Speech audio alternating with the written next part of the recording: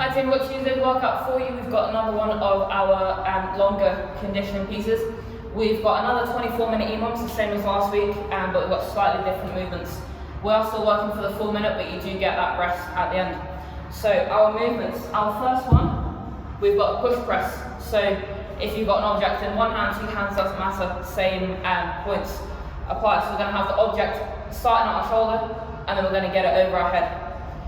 When we have the object at our shoulder, in order to kind of get some power to drive up so that our arms don't have to do too much work, we're going to have a dip of our legs, and as we drive up, that's what's going to get the power to send our object overhead.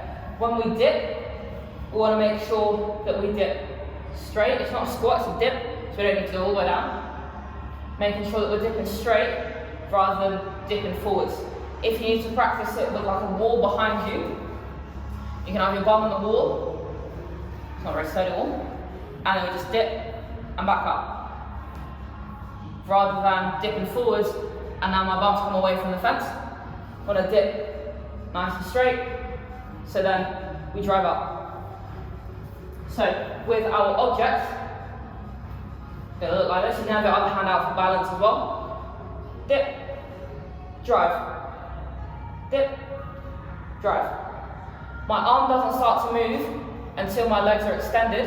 If my arm starts moving before my legs are extended, that means that I'm not getting any power from my legs and my legs are just pointless, right? We've got these massive muscles in our legs, let's use them to get the power going up, okay? So dip, drive nice and punchy at the top. You can swap hands, say every 5 reps, every 10 reps, or you can just swap hands every minute. So do 1 minute on one side, 1 minute on the other side. Second exercise, we've got just some form of movement, quite similar to what we normally do. So you can do, if you've got space to run, you can skip, jumping jacks, step ups, just not burpees, because the next minute is burpees. So with our burpee, we're going to get everything on the floor, we're going to stand up, we're going to jump and clap at the top. Don't care how you get to the floor, if you step, if you just flop on the floor, doesn't have to look pretty as long as you get everything on the floor and then get back up. So, chest hip slides on the floor, pop myself back up, jump and clap at the top. When you get your feet back towards your hands, have them as close to your hands as possible. That's going to be the kind of most efficient way to get back up.